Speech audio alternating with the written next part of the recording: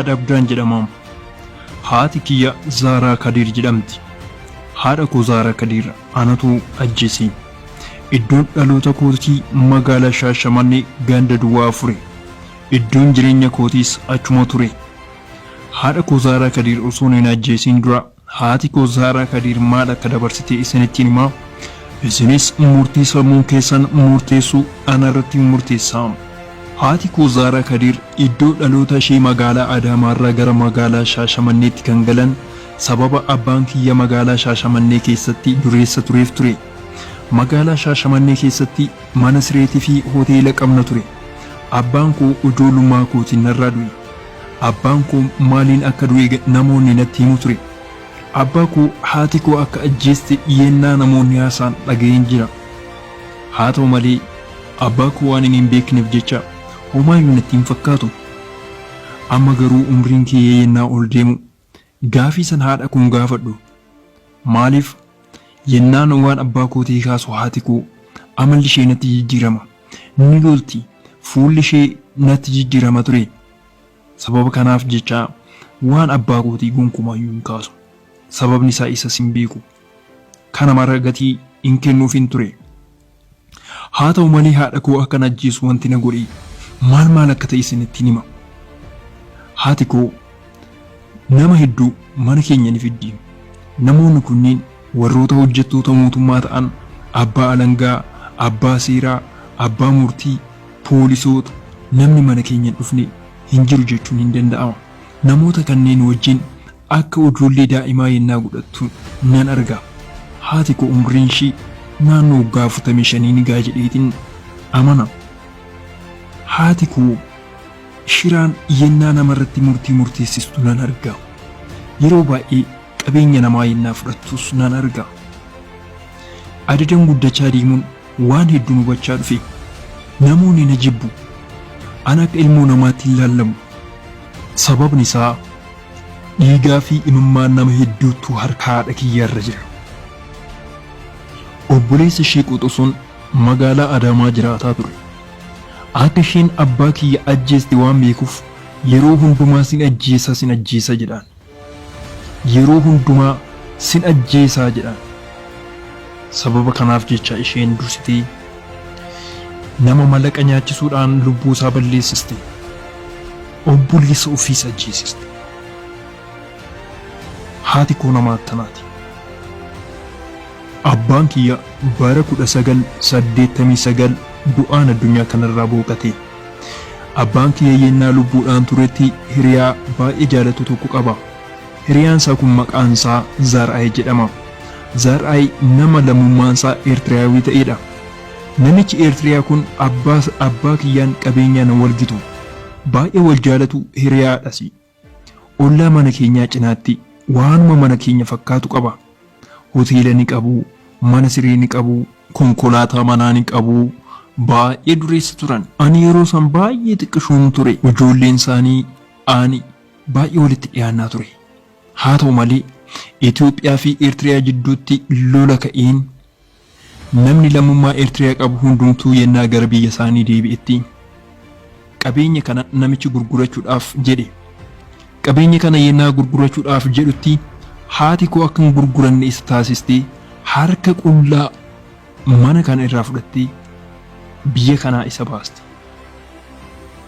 Haati kiyya nama akkanaati. Sababa kanaaf jecha maatiiwwan ishee baay'ee ishee jibbu. Obboleettiin ishee takka yeroo tokko dabritee waggaatti yeroo tokko waggaadhaan yeroo tokko mana keenya ni dhufti ture.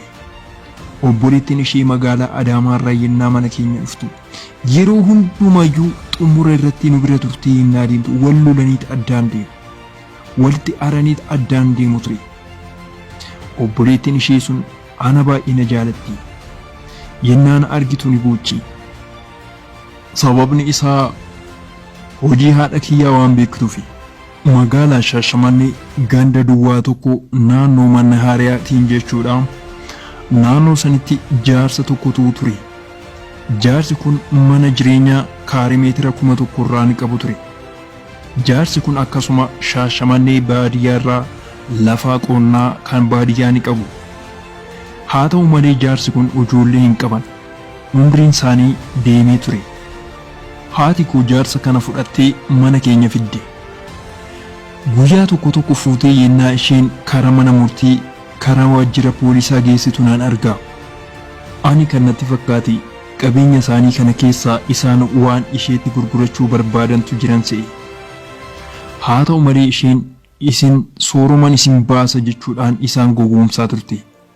Jaarsichi immoo gaafa lubbuudhaan isaan darban qabeenya ishee dhaaltummaa akka isaan isheedhaaf mallatteessaniif hojii hojjechaa turte. Erga piroosesii kana geessitee booda jaarsichi ji'a jaallee lubbuudhaan hin turre. Ni du'anii. Addunyaa kanarraa gaafa isaan boqotan isheen qabeenya isaanii ni dhaalte. Gara jabinni haadha kiyyaa hangam akka ga'u anatu beekama.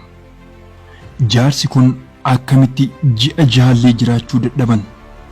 Yennaa nu bira dhufan baay'ee dadhabaas miti. Fayyaa guutuus ni qabu. Haa ta'u malee dhukkubsatanii isaanii ciisuuyyuu hin argine. Boqachuu isaanii qofan arge. Kunis gaafidha. Akka lakkoofsa Itiyoophiyaatti bara 2011 waan haaraan karaa Eertiriyaa kanarraa dhufe. Gaafa muummichi ministeeraa Itiyoophiyaa Dr. Abiy Ahmed Eertiriyaa fi Itiyoophiyaa walitti araarsuuf jedhan isheen baay'ee mufattee ture. Maaliif akkas akka taatu garuu yennaan yaadu manni keenya kan cinaa tokko edaa keenyaa miti. Anuu irraanfadheen ture. Namichi kun deebi'ee dhufaa laata shakkii jedhu keessa isheetti uumame natti fakkaata. Gaafa pirezidaantiin Eertiriyaa gara Itiyoophiyaa dhufan baay'ee of nyaattee turte. Erga mootummaan Abiyyi aangoo qabatee biyya bulchuu jalqabee as mana keenya namni nama sallaluun dhufu. Qaamni daldalaatii jedhamullee mana keenya ga'ee hin beeku. Akka duraanii san makiinonni Tigrootaas halkan mana keenya dhufani.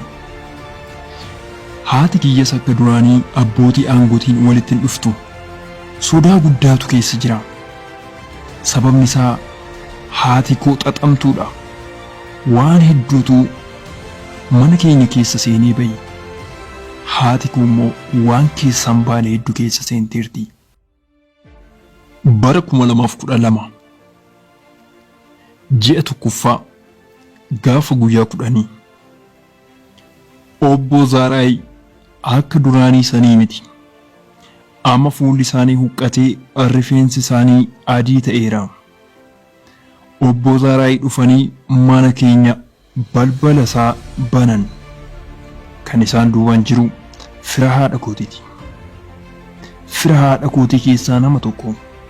Sirriitti hin beeku garuu fira haadha kootiiti.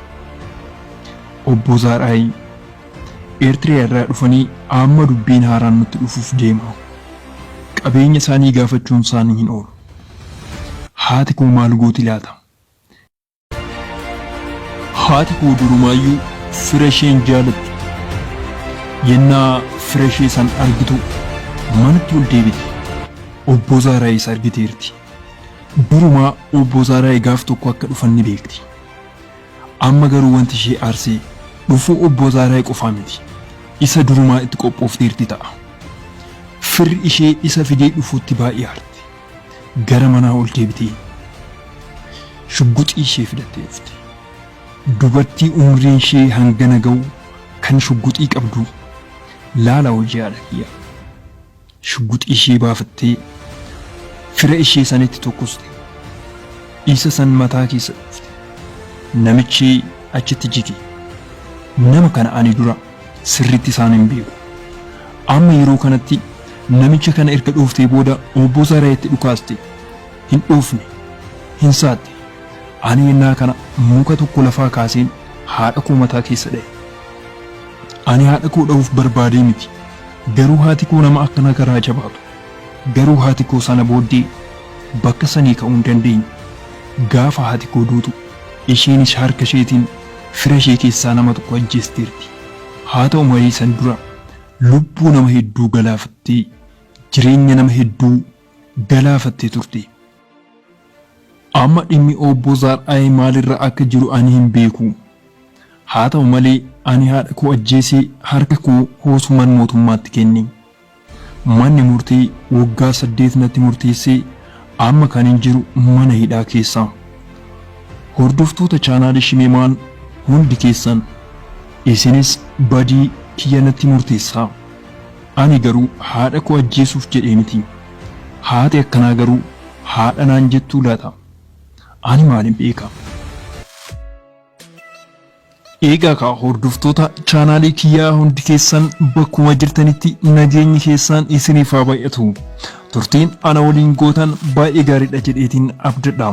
Seenaa mucaa kanaa keessatti waan hedduu arguu dandeessu. Yaada keessanii fi waan keessa keessanitti mul'atu koomentii irratti naaf barreessaa. Viidiyoon kun yoo isinitti tole laayik gochuu hin irraanfatinaa. Viidiyoo birootiin walitti deebinaa seenaa hiikaasaa isinumaaf dhiiseen jira. Nagaanaaf ta'a. Goodbye.